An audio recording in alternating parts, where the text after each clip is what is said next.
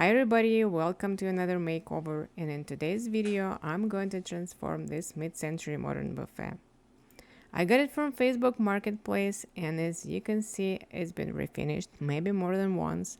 There's some type of glazing on the top of blue paint, and I don't mind glazing, but I don't really like this colors combination. And I do have an idea in my head about those glass doors. So let's jump into the transformation, and it is gonna be interesting. As soon as I started working on this dresser, I had a funny feeling that the top of the dresser had been replaced. It hasn't been even sanded, it's hard to see on a video, but there is a rough wood underneath the paint and glaze. We'll see later, and now first thing first, I'm taking off the hardware. I like the look of this old hardware, it's kinda unique, so I'm keeping it. Normally I would clean the piece first, but it was already super clean, thanks to a nice lady from Facebook Marketplace for saving my time. That means I can start stripping right away. I'm using the leftovers of my chemical strippers, and these both brands work really good for me. And that's actually the reason why I found the eco stripper I was talking in my title about. I was out of the stripper, I went to the store and they didn't have any chemical stripper, and the only choice I had, it was an eco stripper for $10. So I grabbed that and I've tried it and it worked perfectly, and you will see that in a couple of minutes.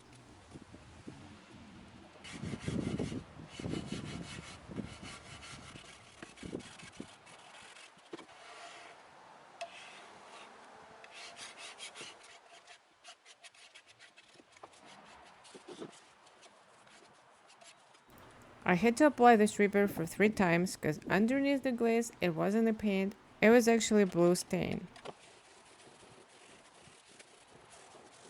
At this point my plan was to restore the whole cabinet because I was hoping to find beautiful wood underneath this blue stain. That's why I'm taking off the baseboard so I can easily strip it.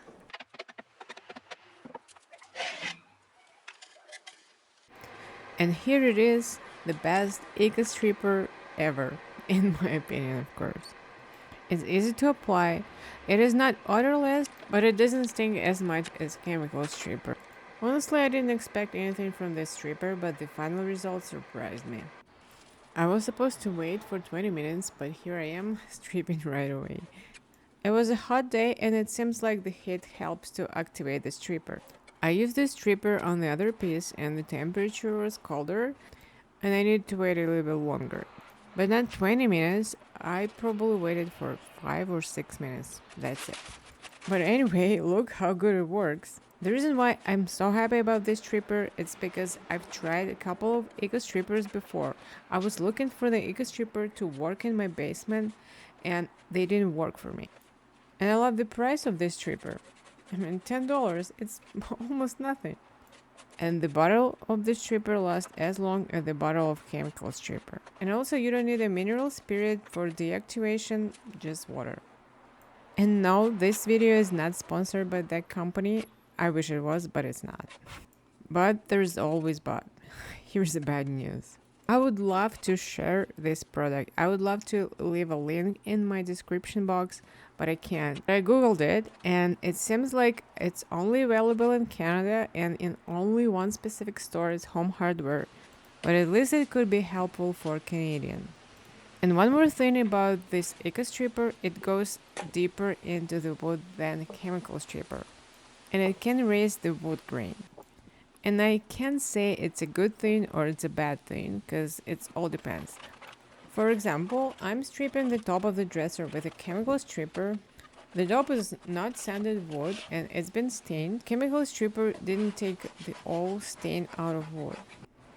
I mean, any stripper wouldn't, but I've tried the leftovers of the eco stripper on this little spot, and you can see it clean the stain a little bit better than chemical stripper. And there goes the fun part. I didn't want to spend hours sanding off this blue stain, so I decided to go for a planer I recently found in my husband's tool stash. And all I want to say that before I started, it was a nice and quiet weather. Perfect day for planing outside. And at the beginning, everything went nice and smooth. And then, in the middle of the process, hurricane started. Okay, not a hurricane, but the wind, it was blowing the dust and right in my eyes, and of course I screwed up. In some spots I pressed on the planer a bit harder and I screwed up. Thanks God I could fix the worst spots, just cutting the edges of the top.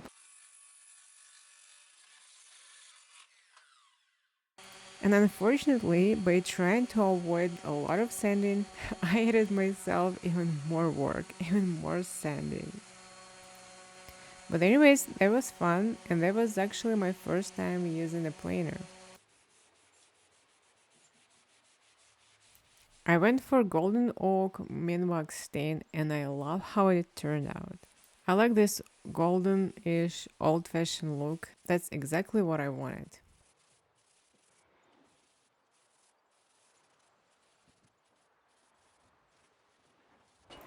There is a handle tracks on the drawers, so to blend them in, I'm using oxalic acid.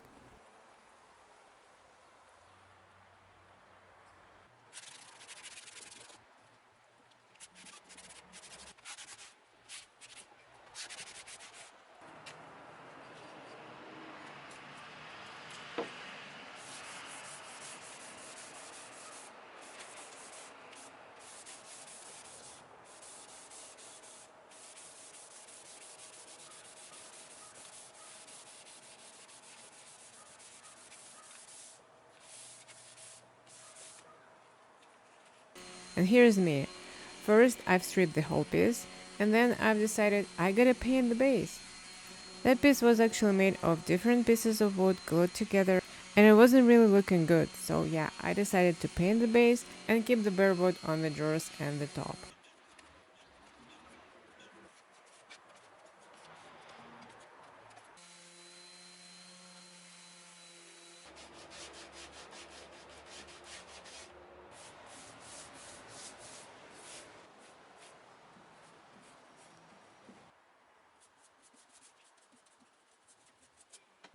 There's some cracks on the top, they actually add the character to this piece, but I didn't want to leave them open, so I filled them up with a wood filler.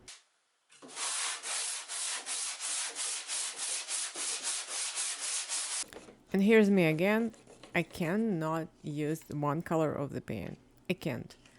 I gotta mix my own color, and here we go. I'm using glitter paint and bear paint. There's two different shades of gray color. One is too dark, the other one is too light, so I'm mixing them together.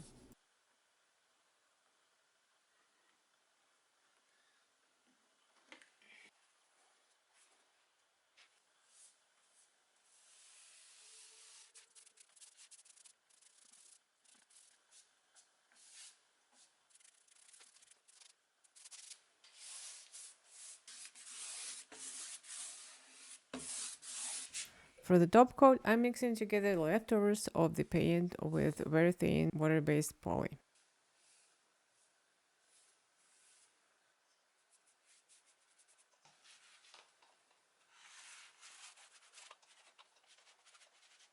Usually I use Otis oil as a top coat for wooden surfaces, but I've been having trouble with Otis oil lately. It's a blotchiness.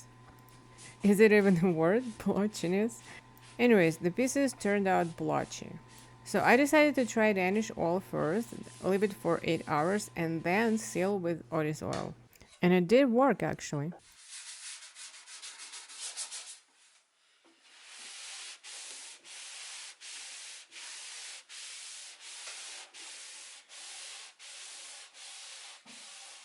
For additional protection, I added one coat of clear beeswax to the whole piece. The whole piece was clean, but there were some pencils and pen marks, and it was kind of awkward to stand in between those dividers. So I've tried this new for me product. It's a cleaner, and it worked really well. Except there was one kind of like oily stain. It wasn't greasy or something. It was just a stain, and it worked a little bit. It made it lighter, but the stain still was there. So to blend it in, I ended up staining inside of this drawer.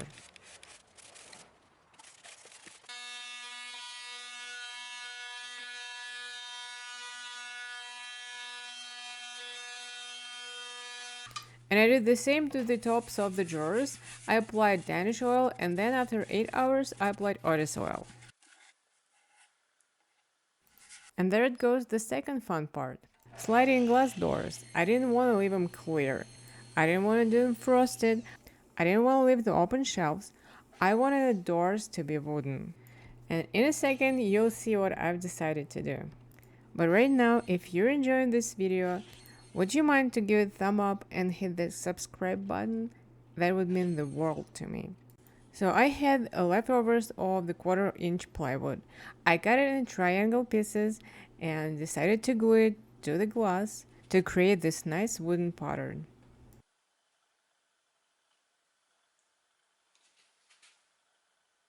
For these little pieces, I couldn't use Otis oil because I didn't want to rub it first and then buff it.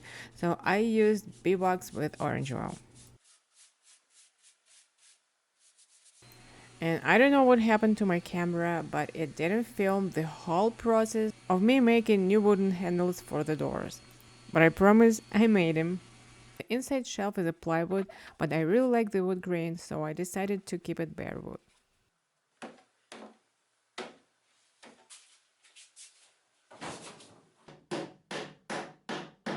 To clean the hardware, I boiled it in a 50% vinegar and 50% water solution, cleaned it with Barkeeper Friend, and spray paint in the color brass. And finally, we are done. Let me remind you what I started with. And here's the final result.